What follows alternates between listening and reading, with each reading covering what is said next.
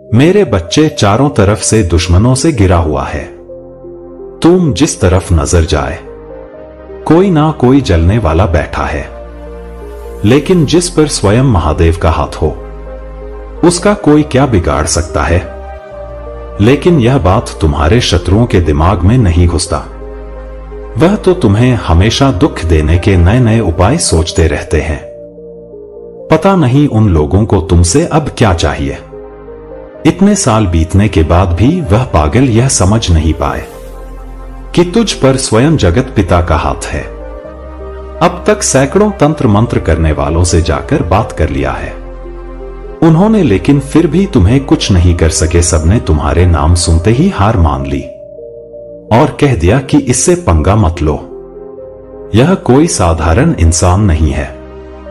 खुद तांत्रिकों ने उसे समझाने की बहुत कोशिश किया, लेकिन वह नहीं माना। उसने किसी की नहीं सुना। पता नहीं ऐसा कौन सा गुस्सा भरा है उसके दिमाग में, उसके मन में। पता नहीं ऐसी कौन सी बात खटक रहा है कि वह इतने हाथ पैर मार रहा है। लेकिन तुम ऐसे लोगों की असलियत जानते हो। मुंह पर मीठा बोलकर पीठ पीछे से वार करना तो इनका काम है। तुमने अब सब कुछ मुझे सौंप दिया है। तुम्हारा मन अब इस संसार से छूट गया है। तुम जान चुके हो कि यह जग माया का समंदर है जिसमें मतलबी लोग भरे पड़े हैं। तुम्हें समझ में आ गया है कि जिन्होंने तुम्हें इतनी पीड़ा दिया है उनका भी हिसाब होगा। एक दिन तुमने कभी आस नहीं छोड़ा, हमेशा विश्वास था तुम्हें कि कोई साथ दे या ना दे, मेरे महादेव साथ देंगे मेरा। आज भी वह लोग तुझे मारने के लिए फिर एक बार तांत्रिक के पास जाकर बैठ गए और उसके सामने हाथ जोड़कर कहने लगे कि चाहे कुछ भी कर लो, लेकिन मेरे शत्रु को बर्बाद कर दो। यहां तक कि मेरे ही मंदिर में आकर मेरे ही भक्त को मारने की प्रार्थना करने लगा। कितने नीच और गिरे हुए लोग हैं। यह तुम्हें जीवन भर दुख देकर भी उनके मन को सुकून नहीं मिला। इन्हें क्या पता कि मेरे बच्चे ने सारे जग के दुखों को सहा है। तुम्हारे महादेव जानते हैं कि कितने रोए हो तुम, और इसलिए ही आज मैंने उन्हें अपनी शक्ति की थोड़ी सी झलक दिखाई दिया। जो तंत्र आज तुम पर होने वाला वो उल्टा उन पर ही हो गया। वो लोग वहां गए तो थे तुम्हें मारने, लेकिन अब उन्हें अपनी खुद की मौत दिखाई दे रहा है। वह लोग अब तड़प रहे हैं, तांत्रिक से तंत्र को वापस लेने की भीख मांग रहे हैं। अब उन्हें भगवान याद आ रहे हैं। अब मेरे मंदिर में आकर रोना धोना चल रहा है। उनका अब मुझसे कह रहे हैं कि हमने ऐसा क्या कर दिया महादेव जो इतनी पीड़ा दे रहे हो हमें। अरे उनको मैं क्या बताऊं कि उनकी वजह से इतना तड़पा है। मेरा बच्चा इतना रुलाया है उन्होंने तुम्हें कि अब रोते रोते तुम्हारे आंसू भी सूख चुके हैं। कितने सालों से ठीक से सोया नहीं है मेरा बच्चा। सारी दुनिया ने तुम्हारा साथ छोड़ दिया, तुम्हारे अपनों ने ही तुम्हें पराया कर दिया। और वो लोग कहते हैं कि हमने ऐसा क्या किया है। किसी को अपना दुख नहीं बता सकता, इसलिए मेरा बच्चा अपने महादेव को बताता है सब कुछ, क्योंकि चाहे सब साथ छोड़ दे, लेकिन मेरे सच्चे भक्त को पता है कि उनके महादेव कभी उनका साथ नहीं छोड़ेंगे। मैंने कहा था ना कि हालात चाहे कैसे भी हो तुम्हारे यह महादेव तुम्हारे साथ नहीं छोड़ेंगे। और देख तुझे जो लोग मारने आए थे उनके खुद के ऊपर मौत घूम रहा है। अब वो लोग जगह जगह के पंडितों से जाकर पूछ रहे हैं, अपने ऊपर हुए इस तंत्र का काट ढूंढ रहे हैं। सब जगह जाकर देख लिया है उन्होंने। वो लोग अब यह सोच रहे हैं कि हमने ऐसा क्यों किया, क्यों हमने बिना वजह उससे पंगा लिया। अब मारे मारे फिर रहे हैं। वो मेरे बच्चे इस साल की शुरुआत में बहुत तकलीफें सही है तुमने, लेकिन देखो यह साल जाते जाते तुम्हारे कर्मों का हिसाब करता जा रहा है।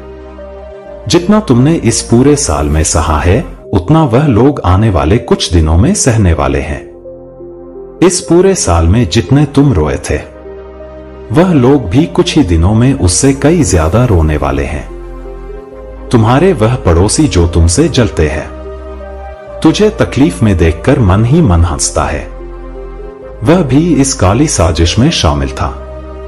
मेरे बच्चे, वह तुमसे जलता तो बहुत था, मगर उसकी कभी हिम्मत नहीं हुआ कि वह तुमसे कभी सामने की लड़ाई लड़ सके, इसलिए कूटनीति खेल रहा था। वह इतने दिनों से छल कपट करके मेरे भक्त को सताने के लिए नई नई योजनाएं बना रहा था। सोच रहा था कि इसका पत्ता कैसे काटूं, क्योंकि आमने सामने तो वो तुमसे जीत नहीं सकता, इसलिए पीठ पीछे से वार करने वाला था। यह इंसान तुम्हारे पीठ पीछे इतनी बुरी बातें फैलाता है कि जैसे तुमने उसका कोई सामान चुरा लिया हो। तुम्हारे आसपास के लोगों को तेरे ही खिलाफ भड़काता है। यह रोज सुबह उठते ही तेरे बारे में सोचता है कि आज कैसे बदला लिया जाए, कैसे तुम्हें सताया जाए। हर समय हर रोज बस तुझे बर्बाद करने के बारे में सोचता है वो। लेकिन देख लेना, अपनी आंखों से तुम्हें बर्बाद करने की सोच रखने वाले को ही आज बर्बादी के कगार पर खड़ा कर दिया है। तुम्हारे महादेव ने तो कभी सोचा भी नहीं होगा कि उसके साथ ऐसा भी हो सकता है। उसने जो तंत्र तेरे लिए करवाया था, वह कभी उस पर भी हो सकता है। अब कुछ दिनों तक वह अघोरियों और तांत्रिकों के चक्कर काटेगा और फिर चुपचाप बैठ जाएगा। उसे पता चल जाएगा कि वो तुमसे हार चुका है। आने वाले भविष्य में वे तुमसे माफी मांगने के बारे में भी सोचेगा। वे अपनी की गई हर गलती के लिए रो रहा है। मेरे बच्चे, अब उसके पास कुछ बचा ही नहीं है। अब वह धीरे धीरे अंदर से टूटने लगेगा। बुरे बुरे ख्याल आएंगे उसके मन में, जिन अपनों के लिए वह सारी दुनिया की दौलत जुटाने में लगा हुआ था। अब धीरे धीरे उसके वो अपने ही उसका साथ छोड़ देंगे। अब उसे समझ में आ जाएगा कि कैसा लगता है जब खुद के अपने ही साथ छोड़ देते हैं, जब अकेले रहना पड़ता है, जब पूरी दुनिया तुम्हारे खिलाफ हो जाए, कोई तुम्हारा साथ ना दे, और जब घर के रिश्ते ही झूठे साबित हो जाए। अब उसे यह सब चीजें समझ में आ जाएगा। मेरे बच्चे, अब उसे तुम्हारी औकात समझ में आ गया है। तुम्हारे शक्ति के बारे में उसे पता चल चुका है, क्योंकि जितनी बार भी उसने तुम मारने की कोशिश किया है, हर बार महादेव ने तुम्हें बचा लिया है। उससे हर बार तुम जीतते हो और हर बार वह हार जाता है। यह बात अब समझ में आ गया है। उसे मैं देख पा रहा हूं। मेरे बच्चे की आने वाले समय में वह तुमसे माफी मांग रहा है। लेकिन ध्यान रखना मेरे बच्चे, क्योंकि कुत्ते की दुम कभी सीधी नहीं होती। यह आदमी माफी के लायक नहीं है। मेरे बच्चे धोखेबाज है, चालबाज है, अपनी मीठी बातों में लोगों को फंसाना जानता है। यह तुम्हारे सामने भी यह ऐसे बनेगा जैसे कि इसने तुम्हारे बारे में सब कुछ जान लिया है, लेकिन इसकी आंखों में धोखेबाजी भरी है। मेरे बच्चे, तुम उसे माफ मत करना। मेरे बच्चे, आज तक जिस बात का उसे इतना घमंड था, एक एक करके वह सारी बातें, वो सारी चीजें अब उससे दूर जा रहा है। अब तक खुद को तुमसे अच्छा मानता था वो, लेकिन अब तुम्हारे सामने उसकी कोई औकात नहीं है। यह सब तुम्हारे तब का ही परिणाम है कि जो तंत्र वह तुम पर करने वाला था, वह उस पर ही वापस हो गया है। तुमने जो भगवान की इतनी सेवा की है, ना उसी का फल मिल रहा है। तुम्हें जिन घर वालों के लिए वह यह सब कर रहा था, जिस खुशी को पाने के लिए वह यह सब कर रहा था, वो खुशियां भी अब उससे दूर जा रहा है। उसके मन का कालापन ही उसे बर्बाद कर रहा है। अब उसके पास कुछ नहीं बचेगा। मेरे बच्चे, वह हमेशा तुम्हें नीचा दिखाना चाहता था, तुम्हें बदनाम करना चाहता था वो, लेकिन देखो अब क्या हो रहा है। उसके साथ अपने घमंड की वजह से उसने अपना सुख चैन, अपने परिवार की शांति सबको खो दिया है। उसने तुम्हारे साथ जो गलत बर्ताव किया है, उसकी सजा मिल रहा है। उसे अब जब तक वह तुमसे माफी नहीं मांग लेता, तब तक उसे उसकी खुशियां नहीं मिलेगा। जब तक मेरा बच्चा उसे माफ नहीं कर देता, तब तक उसे यही दुख भोगने पड़ेंगे।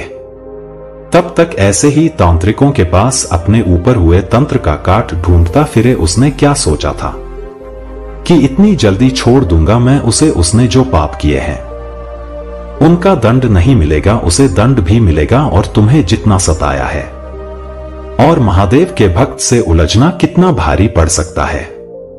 उसके समाज के लोगों के सामने ही उसका काला चेहरा सामने आएगा। रोते रोते बहुतों ने उसे श्राप दिया था। बहुतों ने मुझसे उसके खानदान को बर्बाद करने की मन्नत मांगा था। उस समय तो मुझे लगा कि अभी वह नादान है, अभी इतना कुछ जानता नहीं हूं वह, और अब उसे उसके पापों का दंड देने का समय आ गया है। अब समय आ गया है उसकी आंखें खोलने का। आज से तुम किसी बात की फिक्र मत करना। अगर उसके कोई घर का गुस्से में आकर तुझे कुछ कह दे तो उसको पलटकर जवाब मत देना, और उस इंसान से दूर ही रहना। तुम पर मेरा आशीर्वाद है। लेकिन याद रखो मेरे बच्चे, हर झटका तुम्हें और अधिक मजबूत बना रहा है। यह समय तुम्हारे लिए आत्मशुद्धि और आत्म साक्षात्कार का है। मेरे बच्चे, यह भी जान लो कि जो लोग तुम्हारे खिलाफ षड्यंत्र कर रहे हैं उनका अंत निकट है।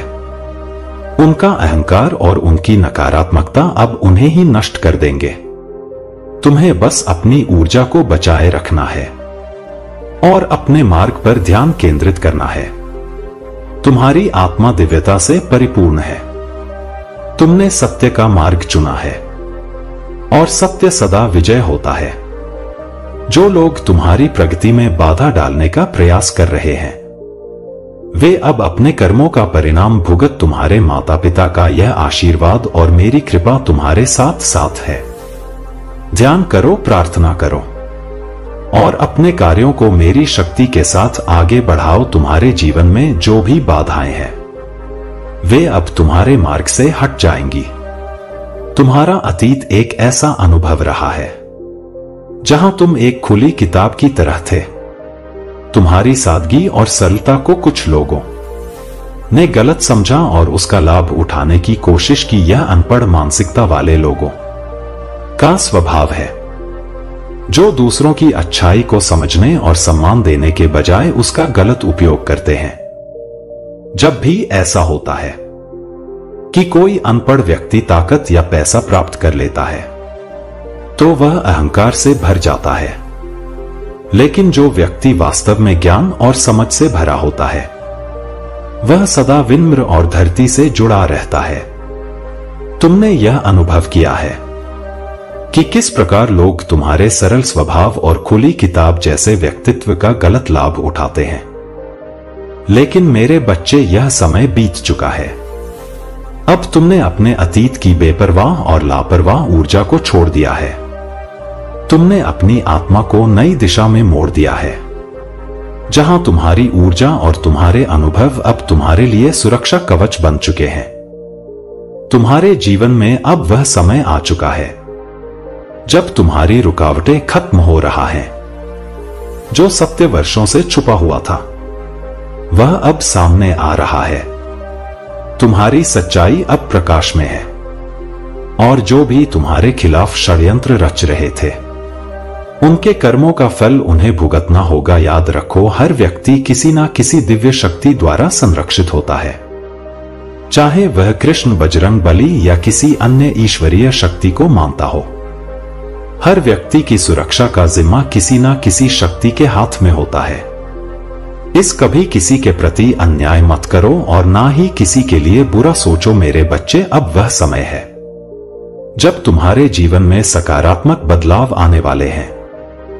तुम्हारे लिए कई नए सर के द्वार खुल रहे हैं। जहां पहले बाधाएं थी वहां अब सफलता और समृद्धि तुम्हारी प्रतीक्षा कर रही है। तुम्हें बस अपने मार्ग पर अडिग रहना है। मेरी कृपा और तुम्हारे विश्वास के साथ तुम्हारी हर मेहनत का फल तुम्हें मिलेगा। जो भी सत्य था वह अब उजागर होगा। और जो तुम्हारे खिलाफ थे वे अब अपने कर्मों का बोझ उठाने को मजबूर होंगे।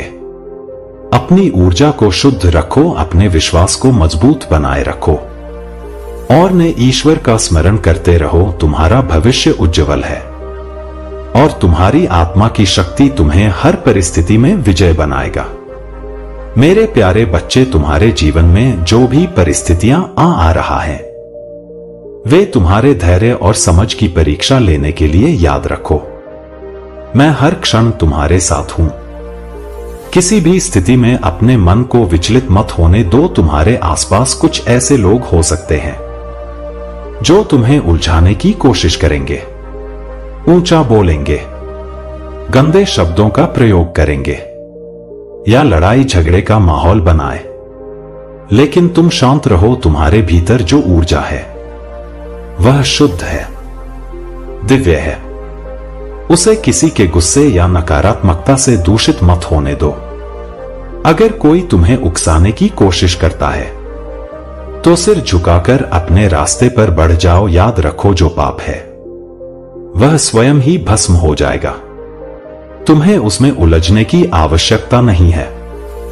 तुम्हारे जीवन में जो कठिनाइयां आया हैं वे केवल तुम्हें मजबूत और परिपक्व बनाने के लिए हैं। जो भी लोग तुम्हारे जीवन को बर्बाद करने की कोशिश कर रहे हैं उनका कर्म उन्हें ही नष्ट कर देगा। तुम्हें सिर्फ अपने कर्तव्य पर ध्यान केंद्रित करना है और मेरी उपस्थिति पर भरोसा रखना है। जब भी तुम्हें संदेह हो, मन ही मन मेरा जाप करो। मेरे नाम का स्मरण तुम्हारे मन को शांति देगा और तुम्हें ऊंचाइयों तक ले जाएगा। तुम विशेष हो क्योंकि मैं तुम्हें चुन चुका हूं। जो भी बाधाएं हैं वे तुम्हें रोक नहीं पाएंगी। याद रखो, पाप का अंत निश्चित है। तुम्हें केवल अपनी शांति और संयम बनाए रखना है। यह समय तुम्हारी परीक्षा का है, लेकिन यह भी मेरे द्वारा रचा गया एक बड़ा उद्देश्य है। तुम्हारी प्रतीक्षा का फल अवश्य मिलेगा। मेरे प्यारे बच्चे, तुमने एक लंबी यात्रा तय किया है। यह यात्रा आसान नहीं था। वर्षों तक तुम्हें संघर्ष करना पड़ा और यह संघर्ष केवल बाहरी दुनिया से नहीं बल्कि कि अपने भीतर की कमजोरियों से भी था। तुमने उन चेहरों को बेनकाब करने के लिए अपने जीवन के कीमती साल दिए जो सच्चाई से परे झूठ और छल के पीछे छिपे थे। यह एक लंबा और कठिन युद्ध था जिसमें तुम्हें बहुत कुछ खोना पड़ा। तुमने अपनी ऊर्जा, समय, पैसा और कभी कभी अपने आत्मसम्मान तक को दांव पर लगाया। लेकिन अब वह समय आ गया है जब तुम्हारी मेहनत रंग लाने वाली है। जो सच था वह अब सबके सामने तुम्हारी दृढ़ता और साहस ने उन नकाबपोश चेहरों को उजागर कर दिया है। तुम बचपन से ही साहसी रहे हो। खतरों से खेलना तुम्हारी प्रवृत्ति रही है। यह साहस और जज्बा ही तुम्हें कठिन परिस्थितियों में भी आगे बढ़ने की शक्ति देता है। तुमने हमेशा अपने बल पर आगे बढ़ना चुना और किसी की मदद लेना उचित नहीं समझा। यही तुम्हारी आत्मनिर्भरता और आत्मविश्वास का प्रमाण है। अब वह समय आ गया है जब तुम्हारे जीवन में आश्चर्यजनक और अपेक्षित बदलाव आने वाला है। यूनिवर्स ने तुम्हारे लिए विशेष योजनाएं बनाई है। तुम्हें ऐसे उपहार मिलने वाले हैं जिनकी तुमने कभी कल्पना भी नहीं की। यह उपहार केवल भौतिक नहीं बल्कि आध्यात्मिक